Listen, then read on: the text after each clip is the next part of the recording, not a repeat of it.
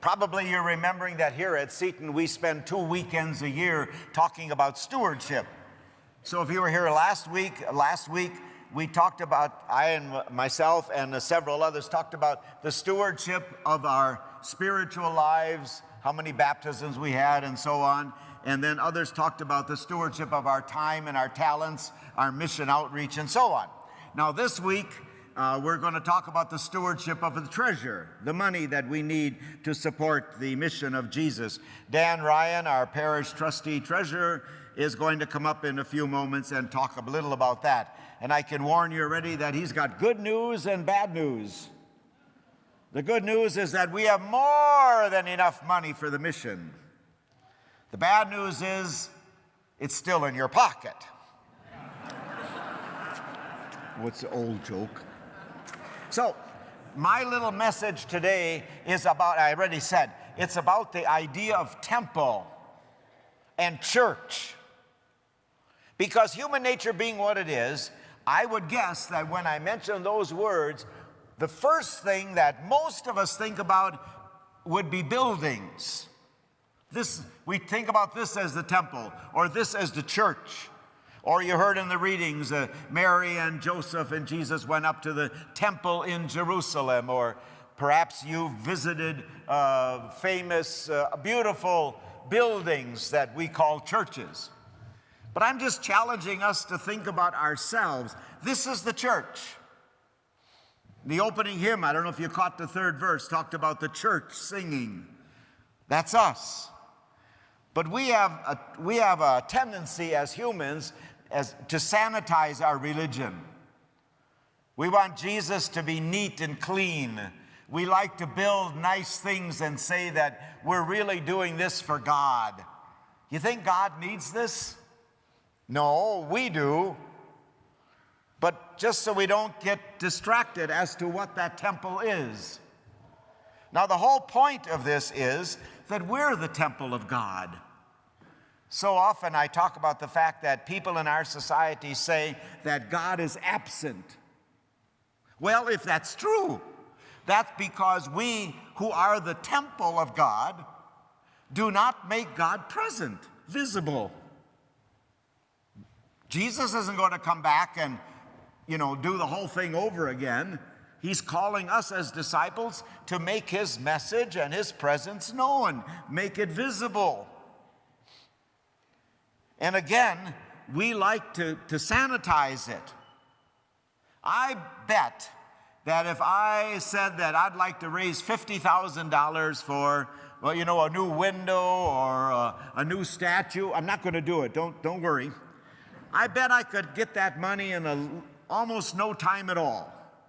But if I would ask for $50,000 to promote Bible study in the parish, I don't think that would come in as fast. And that's our struggle. We humans have a tendency to worship our God, to genuflect and to bow. And again, don't get me wrong, that's good. A lot of you, before communion, you will come up and bow to the Eucharist. Or we go into the reservation chapel where we believe is the sacramental presence of Christ, and we genuflect. I think of it all the time at the altar before communion or after the words of the Last Supper. I genuflect to the presence of God, and that comes relatively naturally. But if we're also the presence of God, when is the last time we bowed or genuflected to another human being? When is the last time you bowed to somebody close to you, your spouse or your children? Now, that's easy to do if those people agree with us. But what happens if they don't agree with us? Or they disappoint us? When is the last, have you ever been hurt? Somebody said something to you that really cut deep. But in your heart of hearts, in your mind, you knew it was true. Did you say thank you? Did you bow to that person as the presence of God? What about the people you don't like? The people we don't want around? What about the man or woman sitting on the street corner with the cup asking for coins? Do you ever think about bowing to that person as the presence of God? That's the challenge. And then if we want to put this into action, tomorrow morning when you put on your face and look in the mirror, look at that image and say to yourself, that's the presence of God. That's the church. That's the temple. If we really would convince ourselves of that, can you imagine how we would treat other people all day long if we're to show them we're the temple of God? It's nothing new. We call ourselves the body of Christ. Let's start acting like it.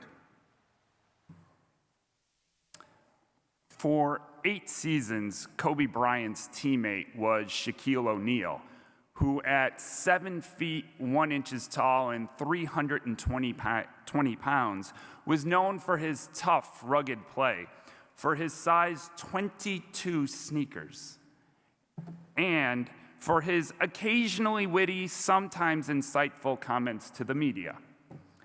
In 2002, a reporter asked Shaq about the comeback that Michael Jordan was about to make. If you recall, Jordan had stepped away from basketball, went and played minor league baseball for a few years, and now was coming back to the NBA. The reporter wanted to know about Jordan's ability given now his advanced age for an athlete. Shaq simply replied, well, 39 ain't 29.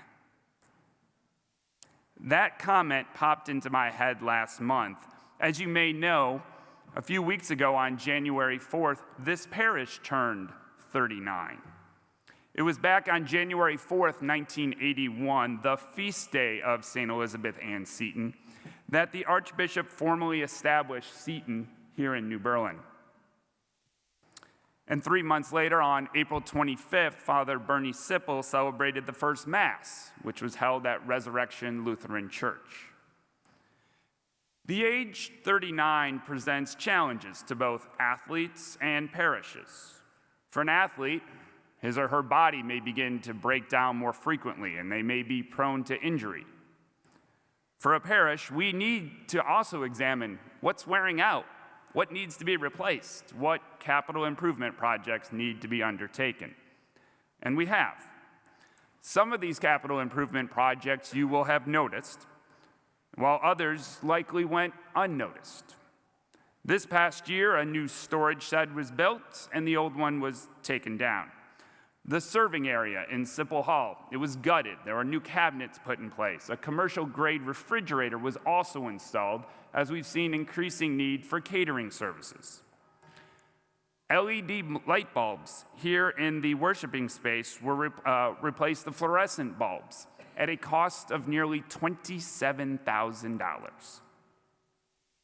But with the considerable savings in our energy bill, we will see a return on that investment this year.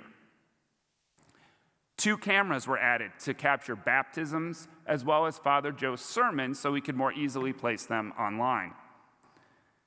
Improvements that you likely not have seen. Well, take that back. At least I hope you're not up there noticing them. That's the Sipple Hall roof was replaced. And also, a new air conditioning unit was installed. I admit, these are not exciting expenditures. But knowing the damage that a leaking roof can cause, or if you've ever had to sit through a hot, stuffy meeting, I believe you'll understand the need to make these replacements. This year, we're anticipating undertaking 2 more capital improvement projects. First, the west parking lot needs to be regraded, resurfaced, and the drainage issue addressed. Several weeks ago, we had a few parishioners slip and fall on the ice, given that when the snow melts and then the temperature drops, we have some ice issues. So please, this summer, that will be addressed, but until that time, take extra caution on the west parking lot. The second project involves replacing the carpet in Sipple Hall, as well as the offices down in Seton Hall. It is worn and it is dated. Again, 39 ain't 29. All of this work and the operation of the parish comes at a cost. In fact, that cost is approximately $25,000 a week to keep the doors open and the LED bulbs on. That includes cutting the lawn and snow plowing the parking lot.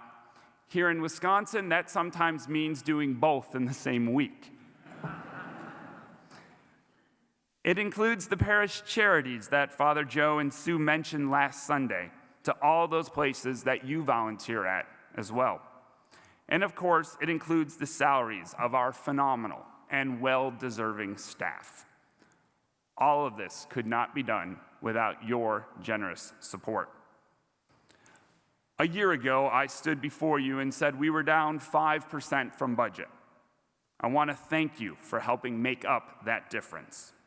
I ask that you continue to be prayerful about how you support the parish with your contributions of time, talent, and treasure.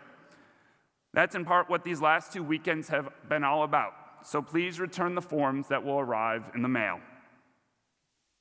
Every month, I have the pleasure of attending the Finance Council meetings in which your fellow parishioners discuss the financial health of the parish, as well as discuss the Building and Grounds Committee's recommendations. I am continually impressed by how very seriously each member takes the role of recommending how best to allocate your contribution dollars here at Seton. These are dollars that you are hopefully donating to the church every month through automatic bank withdrawals or by logging on to the Seton website and making a donation using your credit card. You earn the reward points for doing so, and the parish benefits from your support. Online giving also makes it easier to adjust your contribution, and it can be done from the privacy of your computer, your smartphone, or your tablet, or with the help of any teenager from your computer, your smartphone, or your tablet. Finally, thank you. Thank you for your generosity. Thank you for your attention this morning. And thank you for all of your gifts, both monetarily and that of your time, that help make Seton what we are today and what we will be at 49 and 59 and beyond. Thank you for watching this week's homily here at St. Elizabeth Ann Seton. We invite you to join us for liturgy any weekend that you might be in the area. You can contact us at mysaintelizabeth.com or on Facebook. Thank you very much.